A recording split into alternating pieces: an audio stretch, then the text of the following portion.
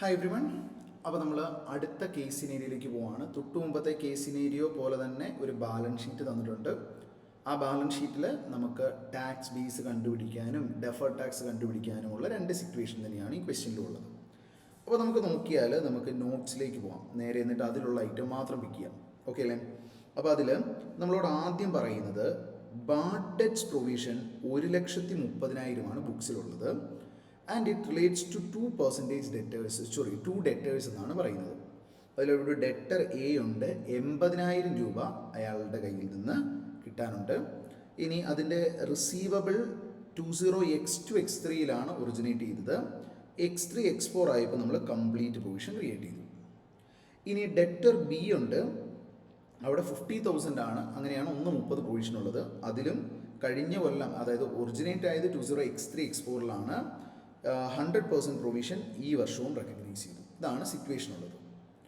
ഇനി tax law പ്രകാരം എങ്ങനെയാണ് ഡിഡക്ഷൻ ഈ പറയുന്ന അലവൻസിന് കിട്ടുക എന്ന് ചോദിച്ചാൽ, നമ്മളുടെ ബാഡ് ഡെറ്റ്സ് പ്രൊവിഷന് കിട്ടുക എന്ന് ചോദിച്ചാൽ, more than 1 year over due ആയാൽ 20% ബാഡ് ഡെറ്റ്സ് പ്രൊവിഷൻ ആവും.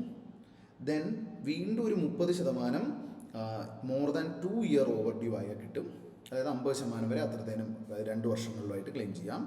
ബാക്കി 50% overdue for more than 3 years ആയാലേ കിട്ടുള്ളൂ. അപ്പോൾ ഇവിടെ നമുക്ക് നോക്കിയാൽ ഈ പറയുന്ന ഡെറ്റേഴ്സിൻ്റെ പ്രൊവിഷനൊക്കെ കുറച്ചിട്ട് ട്രേഡ് റിസീവബിൾ 626 ഉണ്ട്.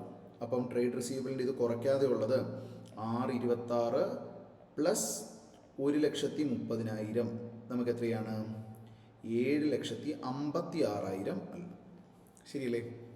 ഇനി അതിൽ തന്നെ നമ്മൾ നോക്കിയാൽ ഈ 1,30,000 എന്ന് പറയുന്നത് ഒരു 80,000 ഡെറ്റേഴ്സ് റിലേറ്റഡും ഉണ്ട്, ഒരു 50,000-ൻ്റെ വേറൊരു ഡെറ്റർ എയും ഡെറ്റർ ബിയും റിലേറ്റഡ് ആയിട്ടാണ് ഈ പ്രൊവിഷൻ്റെ എമൗണ്ട് നിൽക്കുക. ടാക്സിലെ ഈ ഫുൾ എമൗണ്ട് ഓഫ് ഏതാണ് നമ്മളുടെ പ്രൊവിഷൻ അലവൻസ് കിട്ടില്ല. ഇപ്പം നമ്മൾ നിൽക്കുക 31 മാർച്ച് 20X5 31 മാർച്ച് 20X5 നിൽക്കുമ്പോൾ നമ്മൾ എന്ത് ചെയ്യണം? എത്ര ഇൻകം ടാക്സിൽ ഇതുവരെ ഡിഡക്ഷൻ കിട്ടിയെന്ന് നോക്കി അത് മാത്രം എന്ത് ചെയ്യാം? നമ്മളുടെ ബാഡ് ഡെറ്റ്സ് പ്രൊവിഷനായിട്ട് ടാക്സേഷൻ കുറച്ചിട്ടുണ്ട്, ബാക്കി ടാക്സ് ബേസ് ആയിട്ട് അവിടെ ഉണ്ടാവും. അപ്പോൾ 80,000 എന്ന് പറയുന്ന ഈ പറയുന്ന റിസീവ്ഡ് വന്നിരിക്കുന്നത് 20X2 X3 അപ്പോൾ X2 X3 കഴിഞ്ഞ് X3 X4 X4 X5 2 കൊല്ലം കഴിഞ്ഞിട്ടുണ്ട്. മോർ ദാൻ 2 ഇയർ ആയിട്ട് ഔട്ട്സ്റ്റാൻഡിംഗ് ആണ്. അപ്പോൾ ഫസ്റ്റ് ഇയറും സെക്കൻഡ് ഇയറോട് ചേർത്തൊരു 40,000 കഴിഞ്ഞ് 2 വർഷങ്ങളിലായിട്ട് നമുക്ക് അലവൻസ് കിട്ടിയിട്ടുണ്ടാവും. ബാക്കി 40,000 എന്തുണ്ടാവും? ബാലൻസ് ഏതാണ്? ടാക്സ് പ്രകാരം അവിടെ എക്സിസ്റ്റ് ചെയ്യുന്നുണ്ടാവും. ഓക്കെ. ഇനി അടുത്തത് 20X3 X4 വന്നേക്കുന്ന ഒരു റിസീവബിൾ ഉണ്ട്. അതിപ്പം ഈ കറണ്ട് ഇയറിൻ്റെ എൻഡ് ആകുമ്പോഴത്തേനും ശരിക്കും പറഞ്ഞാൽ മോർ ദാൻ 1 ഇയർ ഔട്ട്സ്റ്റാൻഡിംഗ് ഉള്ളതേ ആയിട്ടുള്ളൂ. അതായത് 10,000 അതിൽ ഇൻകം ടാക്സിൽ നിന്ന് ഡിഡക്ഷൻ കിട്ടിയിട്ടുണ്ടാവുള്ളൂ. ബാക്കി 40,000 അതിലും ഉണ്ടാവും. അങ്ങനെ ഈ 629 എന്ന് പറയും 626 എന്ന് പറയുന്ന ഫിഗറിൻ്റെ കൂടെ ഇതാ ഈ 40 ആഡ് ചെയ്താൽ, ഓക്കെ, 80,000 ആഡ് ചെയ്താൽ ബാക്കി 7,06,000 ആയിരിക്കും നമുക്ക് ടാക്സ് ബേസ് ഉണ്ടാവുക. Okay, 7,06,000 tax base, carrying amount എന്ന് പറയുന്നത് 6,26,000, ടാക്സ് ബേസ് എന്ന് പറയുന്നത് 7,06,000. നമുക്ക് എന്തുണ്ട് അവിടെ? ടെമ്പററി ഡിഫറൻസ് 80,000 ഉണ്ട് അല്ലേ? 80,000 അല്ലേ? ടെമ്പററി ഡിഫറൻസ് ആയിട്ട് നമുക്ക് അവിടെ 80,000 റുപ്പീസ് ഉണ്ട്. ഈ 80,000 റുപ്പീസ് നമുക്കൊരു ഡിഡക്റ്റബിൾ ടൈമിംഗ് ഡിഫറൻസ് ആണ്. കാരണം എന്താ? നമുക്ക് carrying amount is less than tax base in case of an asset. അതൊരു ഡിഡക്റ്റബിൾ ടൈമിംഗ് ഡിഫറൻസ് ആണ്. അപ്പോൾ ഈ ഡിഡക്റ്റബിൾ ടൈമിംഗ് ഡിഫറൻസിൽ DTA ക്രിയേറ്റ് ചെയ്യണം. 80,000 ഇൻറ്റു 32%. ഓക്കെ. അപ്പോൾ നമ്മളുടെ ക്വസ്റ്റ്യൻ ഇതാണ് ചോദിച്ചിരിക്കുന്നത്. First, with respect two point A tax base for trade receivable എത്ര? 7,06,000.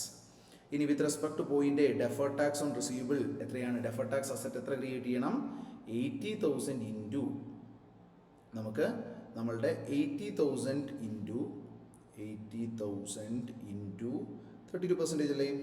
എത്രയാണ്? 25,600 DTA ക്രിയേറ്റ് ചെയ്യണം. ഇതാണ് നമ്മളുടെ ആൻസർ വരിക. ഇനി ബിയിൽ രണ്ടാമതൊരു സാധനം പറയുന്നുണ്ട്, ഇൻവെൻട്രീനെ കുറിച്ചാണ്. ഇൻവെൻട്രി 3,04,000 ആയിരുന്നു. ഇൻവെൻട്രിയുടെ situation, Joy limited accounts inventory obsolescence provision.